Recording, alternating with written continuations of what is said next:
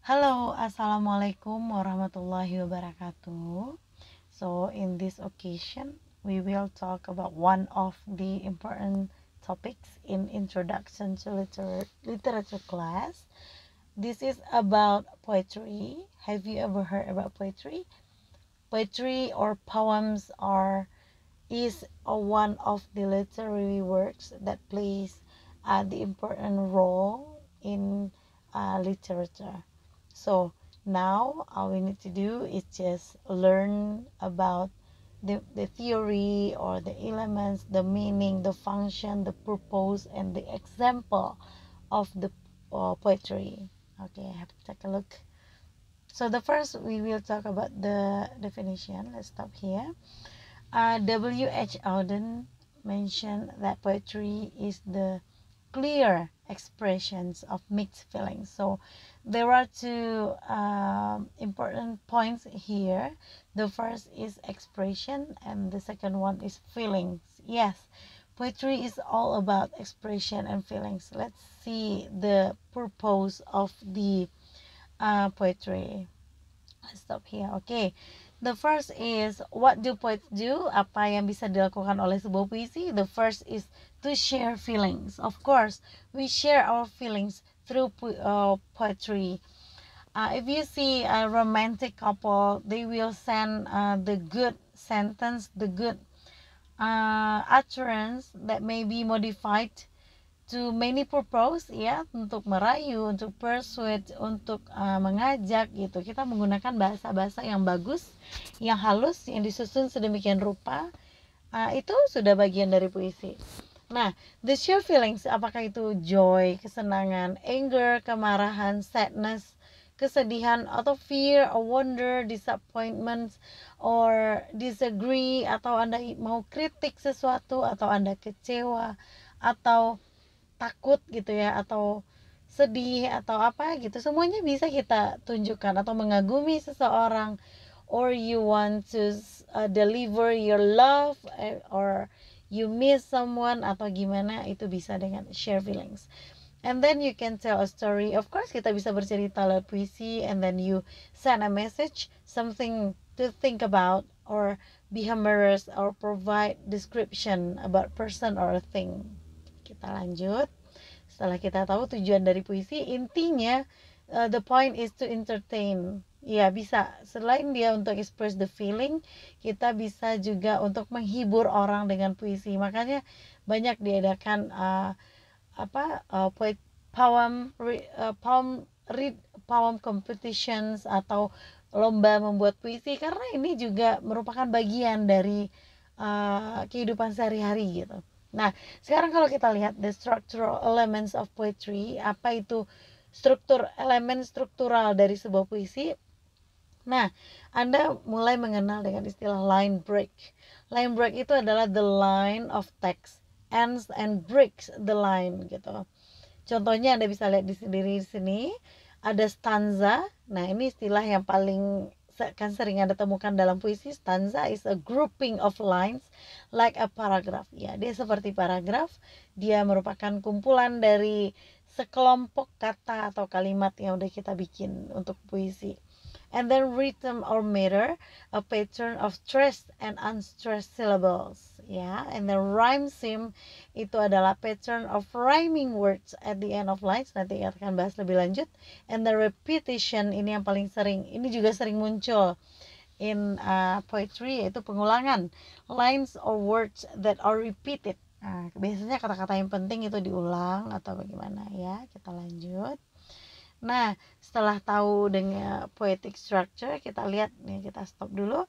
Identifying parts of a poem. Nah, seperti yang saya bilang tadi, Anda akan mulai akrab dengan istilah stanza, ada refrain, ada lines. Nah, Anda bisa lihat ini stanza itu yang ditandai hijau, betul, itu grouping ya. Seperti paragraf dia, grouping. And then refrain tuh ada lines. Kita lihat pengertiannya. A line is a single row of words in a poem. Setiap barisnya itu disebut line. Stanza is a group of lines in a poem that are separated from each other by space. Yes.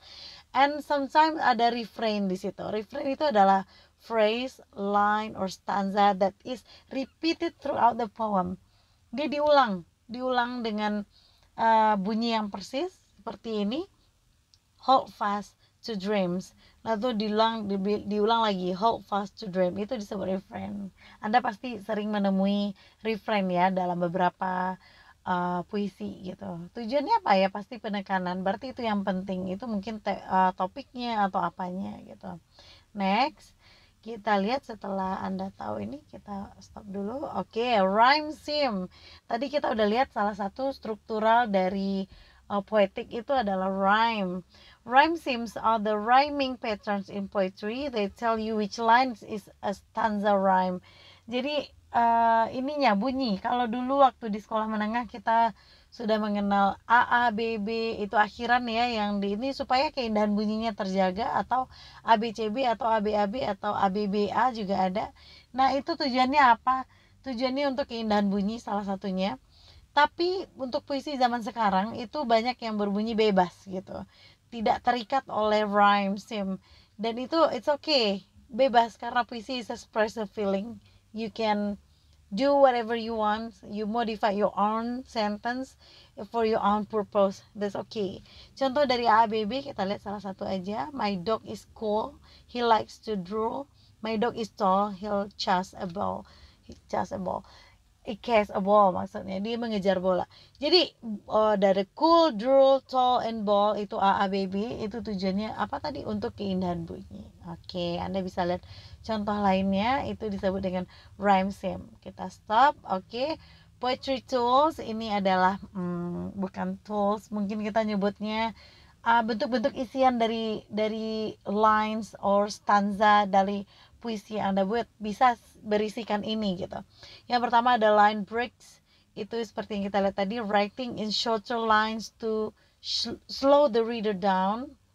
Ada metaphor, ini kita udah masuk ke figurative language yang di dalamnya ada metaphor, saying that one thing is something else, perumpamaan, and then imagery, helping the reader from a picture in their mind, and the repetition, ya repeating something, and the rhythm makes you tap your foot, and then simile, comparing using like or as, ya personification, giving human traits to something that is not human, seperti matahari merangkak gitu. Merangkak kan kepunyaan istilah untuk manusia ya, atau tersenyum, bulan tersenyum gitu. Itu adalah personification. And then alliteration, using the same sound at the beginning. Misalnya diawali oleh the atau ta gitu, di bawahnya diulangi lagi dengan ta, atau kalimat atau kata-kata berikutnya itu mirip-mirip gitu. Itu disebut dengan alliteration. Nah, kita lanjut dulu dengan tipe-tipenya. Nah, ini mungkin tidak akan menjadi fokus kita, tapi Anda harus tahu secara general bahwa tipe-tipe puisi itu ada banyak berdasarkan bentuknya, berdasarkan cara orang menampilkannya. Kalau tidak salah ada sekitar 25 poem types. Poetry karena used to express thoughts, emotion, and ideas in arrangement of words of verse, kata dia kan. There are many types of poems, all of which have their own unique characters. Yes, yang kita lihat satu-satu atau secara umum saja. Yang paling sering itu digunakan orang itu acrostic. Ya, in acrostic poems, each letter of the subject words is used to start a line. Ya, kata-kata misalnya kita ini apa contohnya, summer, SUMMER, itu digunakan sebagai awal dari each lines to begin your sentence. Contohnya summer ini, sunny summer afternoon, and then U-nya under clear blue sky, and then M-nya magical flowering blue. Dan selanjutnya Anda bisa menggunakan kata-kata lain seperti class, CLASS, C-nya apa, clean and refreshing misalnya, and then L, love to study in gitu, misalnya kayak gitu ya. Itu adalah acrostic poem. And then ada shape caranya, ada rap, ada limerick, ada haiku, ada cinquain, ada ballad, ada sonnet. Itu kita bisa baca, Anda bisa cari tahu, tapi kita belum akan fokus di sini. Kita lihat bentuk lainnya dulu secara umum. Kita stop dulu. Oke. Ada ink poems. Misalnya ini menarik juga ya. Ink poems itu cold weather, blowing, snowing, freezing, misting. Itu adalah ink worms gitu ya. Bentuk dari itu bisa disebut puisi dan sudah disebut puisi.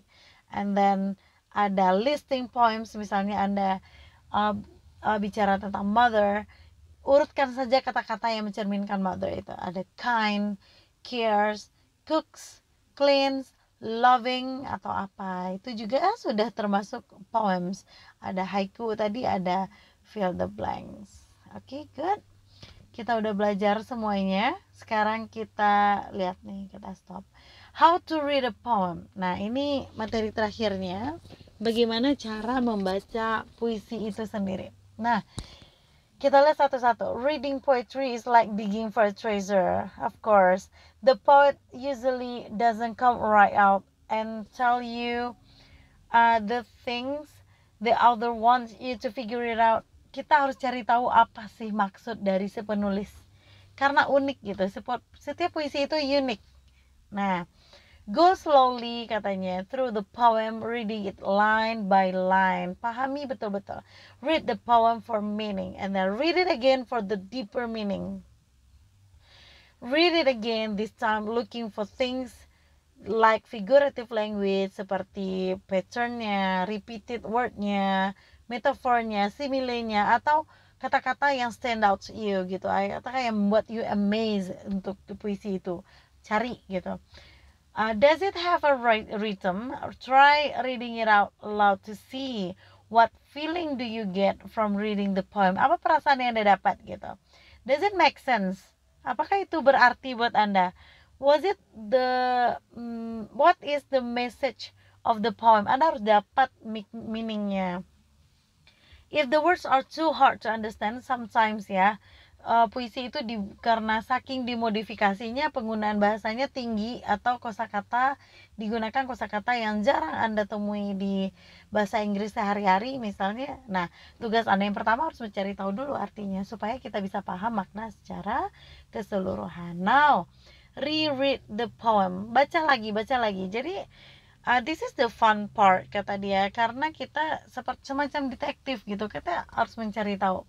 What is the poet really trying to say? Apa sih maksudnya? The real meaning. If the poem is hard to understand, put it down and go back to another time. Gak harus Anda paham sekarang, Anda bisa baca lagi nanti. Karena memang ada puisi yang level tinggi, atau puisi yang betul-betul penuh dengan difficult word for you. But most of all, have fun katanya. Oke, kita lihat contoh satu puisi yang sudah saya taruh di sini, by Emily David.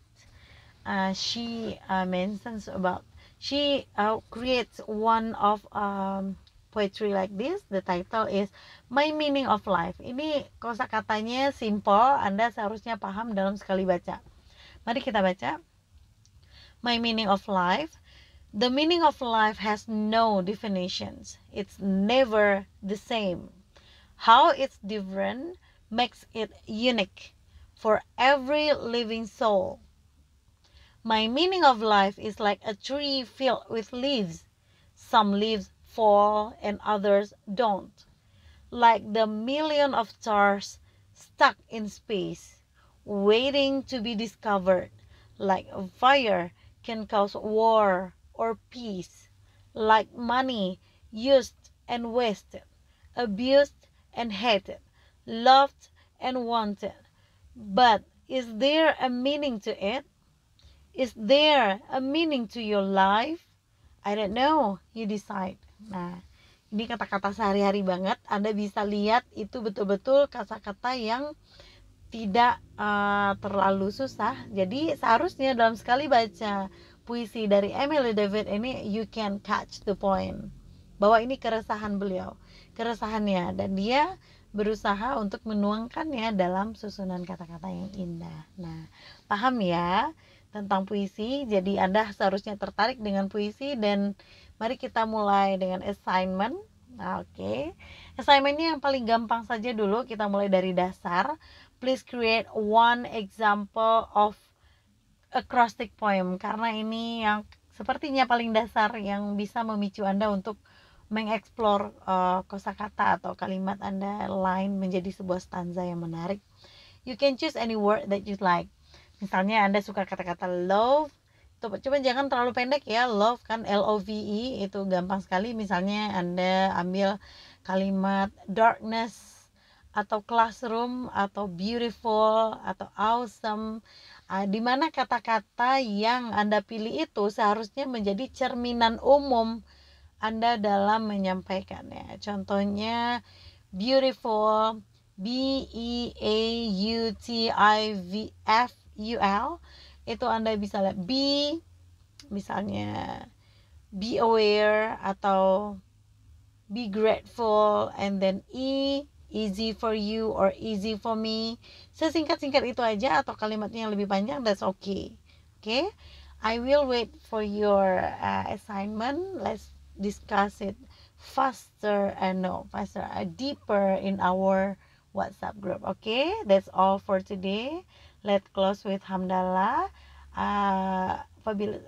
Wabillahi taufiq wal hidayah. Assalamualaikum warahmatullahi wabarakatuh.